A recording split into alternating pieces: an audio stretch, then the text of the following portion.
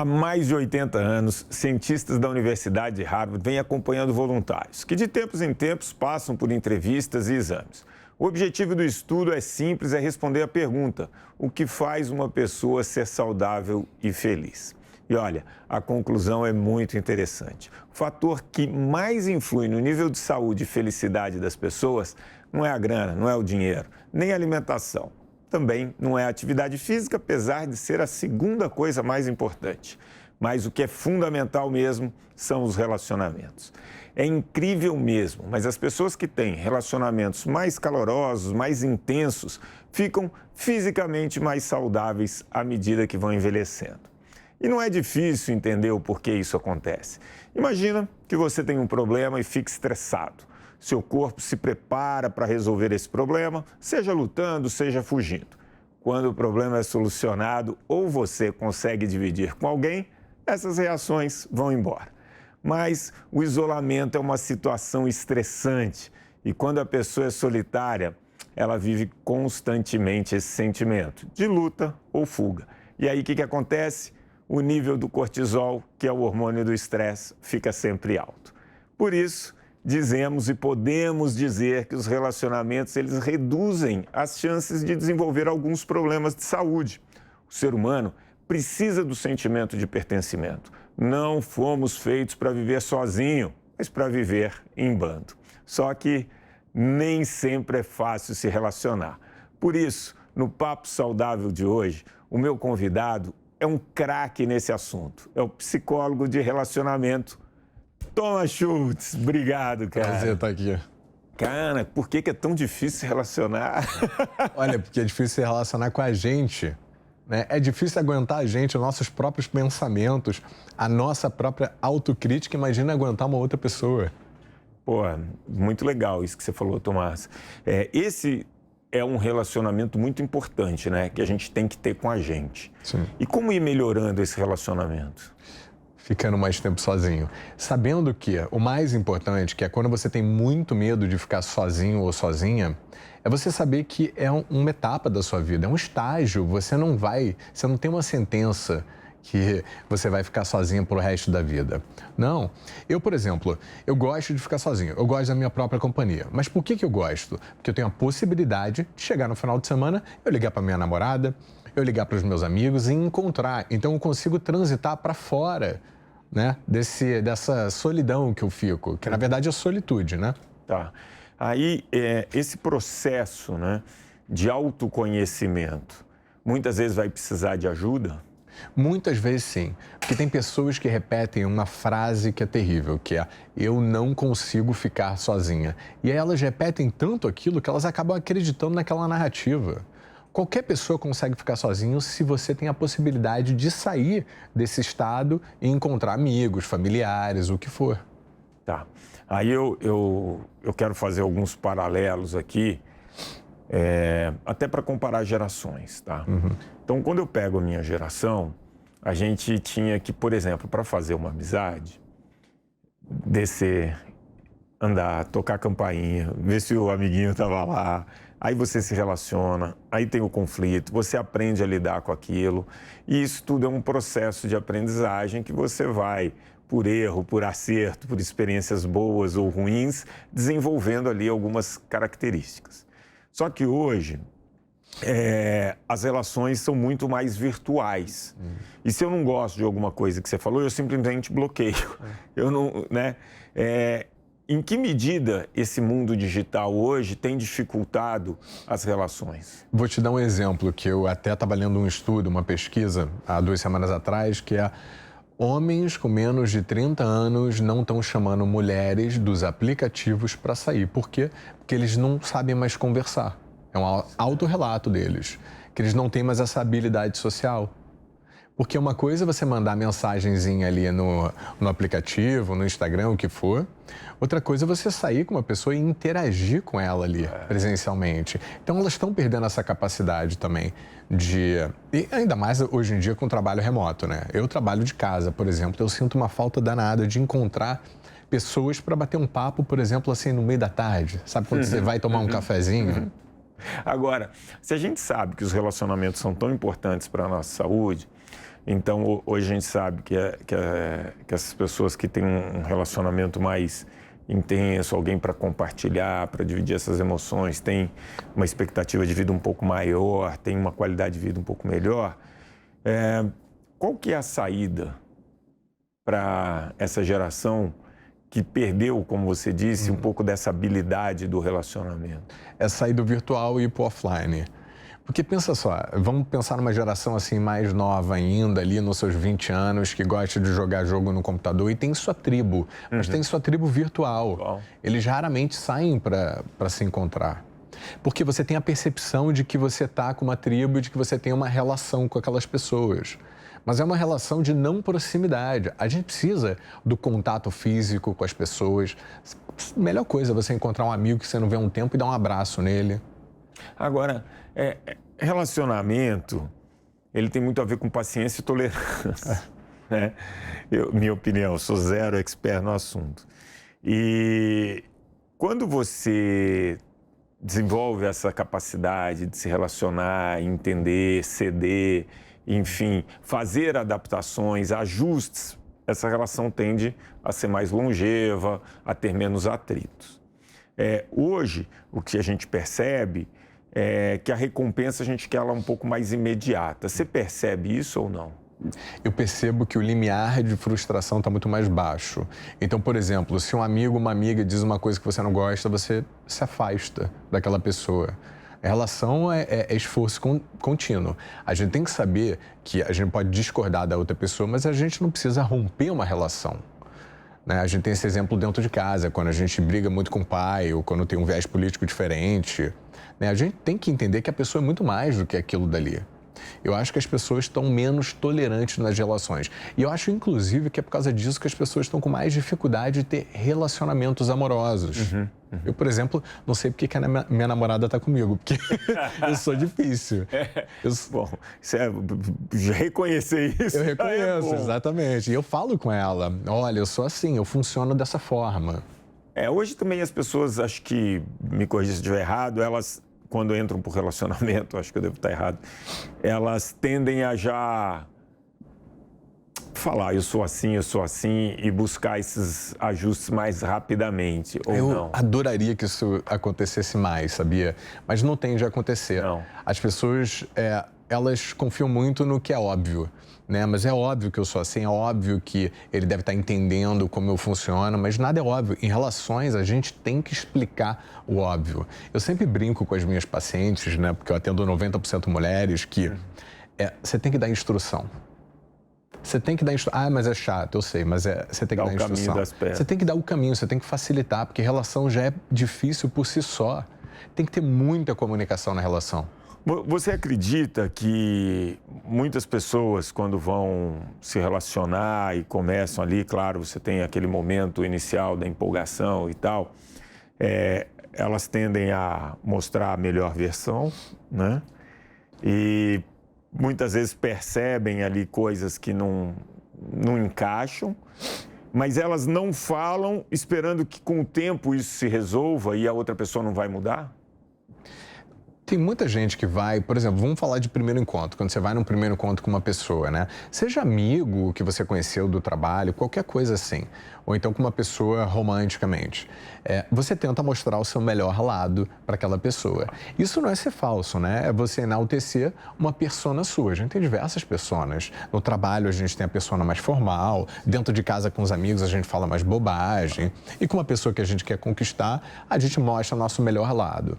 Mas eu acho que depois de um tempo a gente vai mostrando as outras facetas e a gente vai mostrando para aquela pessoa que a gente tem vários pontos a serem trabalhados. E o que eu tenho notado muito, até nas minhas relações, é que são pontos a serem trabalhados em equipe. Eu sempre falo, relacionamento é trabalho em equipe. Tá. Agora, falando de equilíbrio na relação, o fator financeiro, alguém depender do outro, isso pode causar um desequilíbrio grande na relação? A sua palavra é perfeita, desequilíbrio. Por que isso? Porque quando uma pessoa é a provedora, unicamente a provedora da relação, tem várias nuances por trás. Por exemplo, a gente tem crença de que quem paga manda. Então, ou seja, eu pago, você obedece. Então, você tem que se submeter a certos tratamentos, porque sou eu que trago o dinheiro para casa. É uma crença super antiga, mas que muitas pessoas carregam.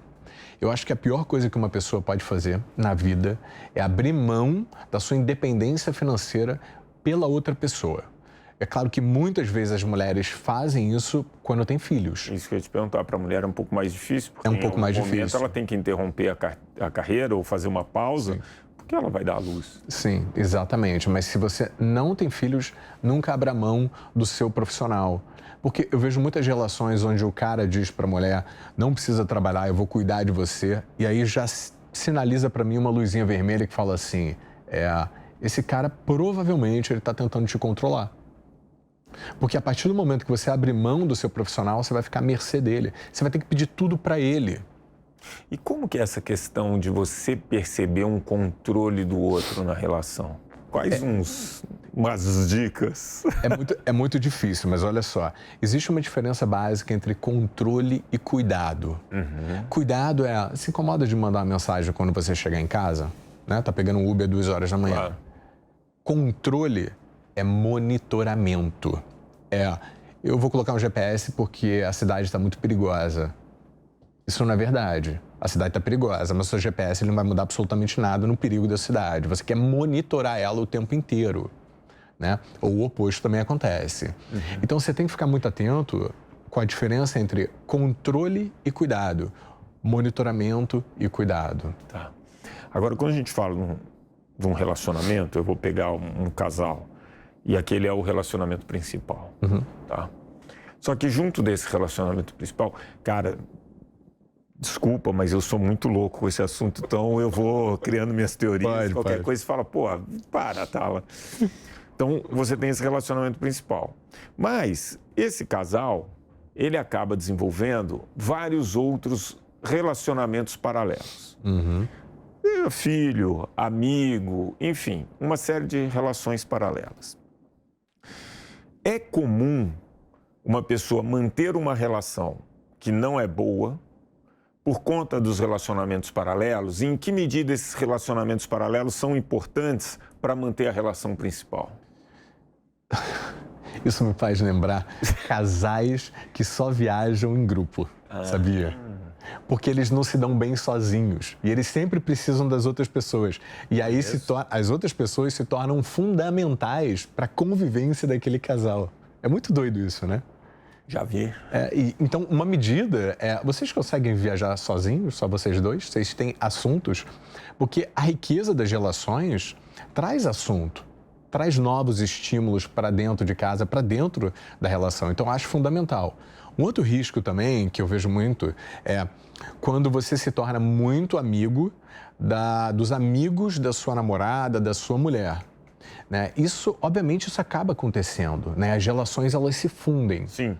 Só que a gente tem que levar em consideração que relacionamentos também terminam. E o que acontece quando terminam? Uma cisão desse grupo, né? Existe um rompimento. E os amigos da outra parte ficam com a outra parte. E se você depender só desses amigos e não construir os seus próprios amigos, você vai se separar e você vai ficar sem ninguém. É normal a pessoa manter uma relação por medo de perder esses relacionamentos acessórios? É normal. É normal. Não só é normal, como as pessoas ficam com muita raiva. Porque esses amigos são colocados assim na linha de tiro, onde eles têm que escolher um lado. E geralmente eles escolhem aquele lado ali que é o lado que veio com eles, né? Que é da outra parte. Então, assim. Tem muita gente que tem medo de ficar sozinho. Agora, como a gente reconhece um relacionamento abusivo? Um relacionamento abusivo é muito difícil de reconhecer, principalmente no início. Por quê? Porque a outra pessoa, ela cria ali uma persona e você acredita que ela é aquilo. Depois de um tempo, quando você vincula sua autoestima com a pessoa, por quê? A outra pessoa, ela bota você para cima, mas ela te coloca para baixo. Então, o seu cérebro faz uma associação de que a outra pessoa é detentora da sua autoestima. Se ele faz você se sentir bem e faz você se sentir mal, logo ele é o detentor. Então, um relacionamento abusivo, ele necessariamente tem que ter uma pessoa que te coloca para baixo. Geralmente é uma pessoa que precisa te colocar para baixo para ele ou ela se sentir superior. Entendi. Interessante isso. Agora, você sabe que no começo da minha carreira, assim, não acompanhando atleta, mas quando eu fiz essa migração para a parte corporativa, presidente de um grande portal, né, na época o IG era o maior portal do Brasil, eu tive uma reunião ali, me apresentaram a ele e tal, e ele pegou e me chamou para jogar tênis na casa dele. Aí eu, claro, vou. Eu nem peguei telefone, aí ele me ligou, pô, como que você fala que vai e nem pega o telefone e tal? Aí não tem endereço, vai como? Aí me passou, fui. Aí jogamos, temos uma amizade que passa de 20 anos, assim, um cuidado um com o outro, sabe? Aprendi muito com ele. E ele fala uma coisa, quando eu vou começar, assim, e quero conhecer uma pessoa, eu levo para o esporte. Porque no esporte, ali no calor do jogo, ele vai ser ele vai ser autêntico. Ali eu vou ver as qualidades, os defeitos. Caramba. E isso para ele serve como um parâmetro. Queria que você falasse um pouco disso. Quando que você consegue perceber quem realmente é aquela pessoa ou se ela está ali interpretando um papel? Você está falando em amizade ou relacionamento amoroso? Relacionamento amoroso, por exemplo. Porque em relacionamento amoroso é só depois de um tempo. Só que o problema é que depois de um tempo pode ser tarde demais. Depois de um tempo já tem muito vínculo. Já tem muito vínculo, exatamente. E aí o que a gente faz? Qual é o processo natural? A gente negligenciar todo aquele comportamento negativo. Por quê? O cérebro quer coerência. Então, se você conhecer uma pessoa incrível, você se apaixonou, quando essa pessoa começa a mostrar os lados negativos, a gente não percebe. É como se a gente usasse ali um dimmer, diminuísse e aumentasse os lados positivos. A gente distorce, né, para ter uma coerência na nossa escolha. Entendi. Para justificar a nossa... Para justificar. E aí vem uma frase muito comum que é nossa, mas ele mudou do nada. Ele não mudou do nada, ele foi mudando com o tempo, mostrando realmente quem ele é, e você não foi percebendo como um mecanismo de autodefesa. E agora você está percebendo porque já tornou algo assim escrachado e insustentável, exatamente. Agora, tem pessoas que na relação, elas vão pontuando. E tem pessoas que não falam absolutamente nada.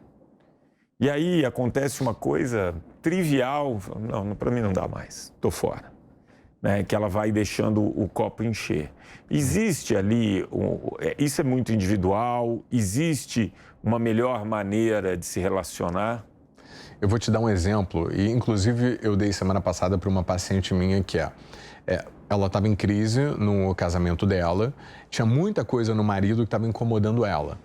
E eu falei assim, você já verbalizou para ele? Ele falou, não, eu sempre falo. Eu falei, você fala ou você reclama? Porque reclamação, outra pessoa entra no modo defensivo e não te escuta. E aí eu propus para ela algo que eu proponho para todas as minhas pacientes que querem se reconciliar ou se entender melhor com seus parceiros, que é, eu quero que você faça uma lista de tudo aquilo que você gostaria que ele mudasse, para melhor. Não mudar lateralmente, do jeito que você gostaria. Mas é melhor mudar o parceiro. Ou mudar o parceiro, exatamente. Mas por que eu faço isso? Porque eu quero saber se ela está disposta a ficar com ele caso ele mude. Essa é a primeira questão. Você está disposta ou você já desistiu e está cansada? Então, se ela está disposta, ela faz a lista e ela vira para ele e fala assim, olha, eu fiz uma lista aqui das coisas que eu gostaria que você melhorasse e eu gostaria que você fizesse de mim também.